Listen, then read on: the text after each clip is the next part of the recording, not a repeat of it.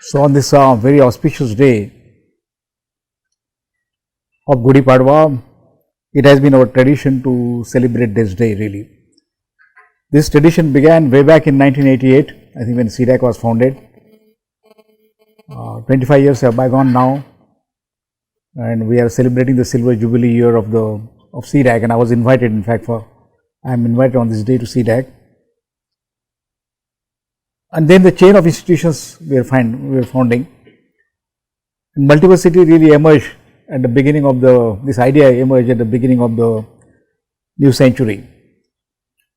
The idea of multiversity really came in the form that by an observation that actually the knowledge of the society is not getting captured in a certain sense, as Professor Thakore has been talking, that there is no relation between actually, there is no, I will not say there is no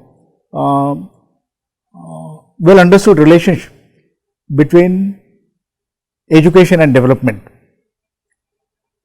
This I had corroborated recently. I visited recently, I just came from Nagpur, and there has been drought in Maharashtra, and there has been drought in different parts of India, and there is a great challenge now. As we have seen that when there is no rains, there is no water, no technology can help us really. This is like,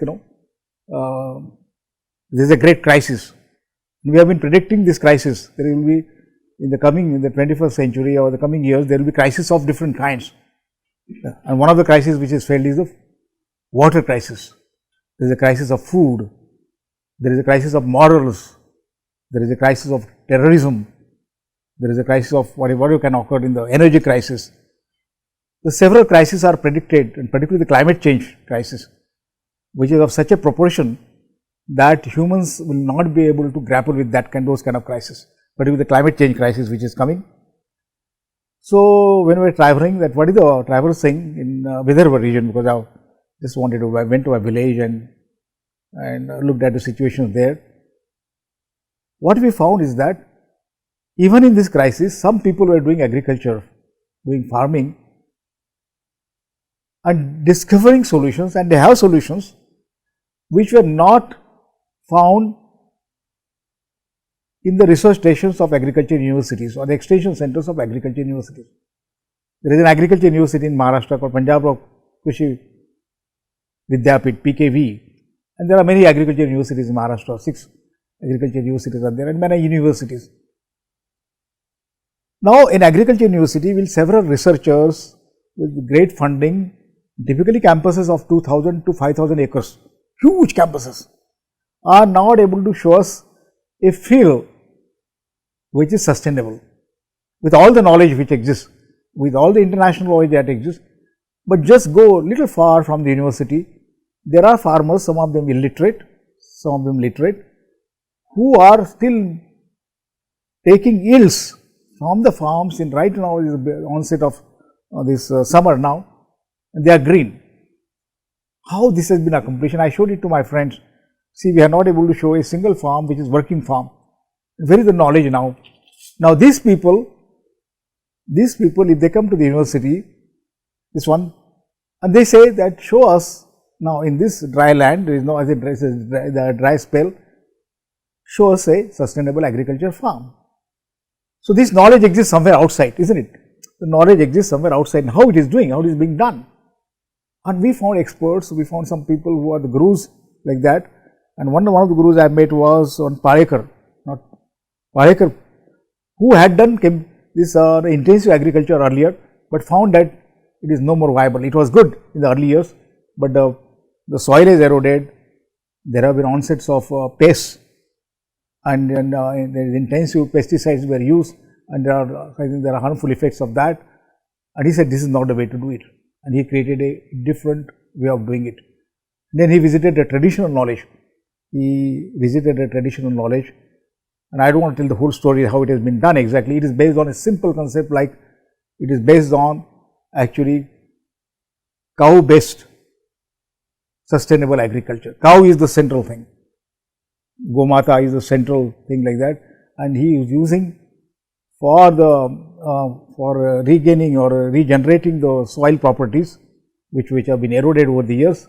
Gomutra, cow dung, then putting certain ingredients, food ingredients in this thing, what is called is the amrut, jiva amruta, and that is to be sprinkled in the farms, and that creates this once again recreate the microorganisms which generates the original properties of the soil. And then it doesn't require much rains, really doesn't require, with bare rains it can regenerate and create crops. And he has found different ways of using it. And then you don't have to till the land, you don't have to use the tractors.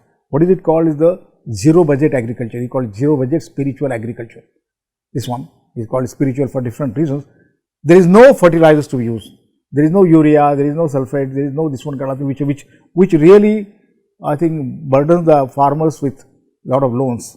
There are no specific seeds, there are no hybrid seeds to be used, there are no GM seeds to be used. So you don't require seeds, you require only traditional seeds, what you eat really, what you have been always cultivating. Don't use any hybrid varieties, don't use any GM varieties. You don't require fertilizers, you don't require chemicals, you don't require pesticides, you don't require costly implements like tractors. You do it in a very simple way, this one.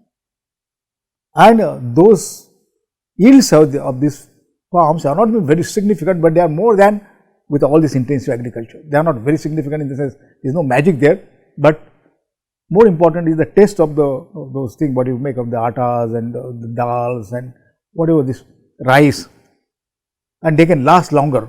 Some of the onions which they have said they have been lasting for two years, just put it, this one if they are dried in the sunlight, they can last for 2 years.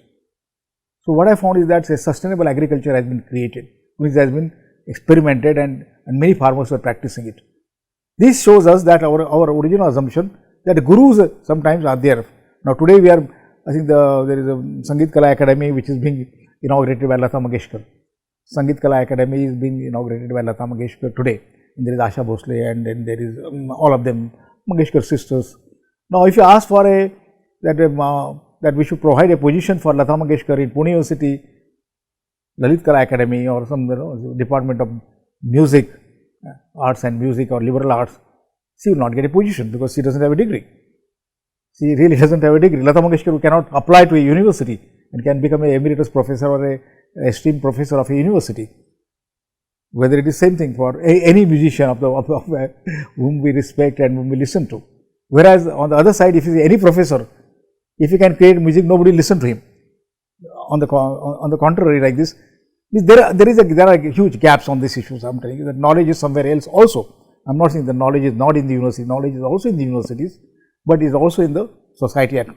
So these gurus should be regarded, they are really they could be, and we should create a university where such knowledge exists, where such people are regarded.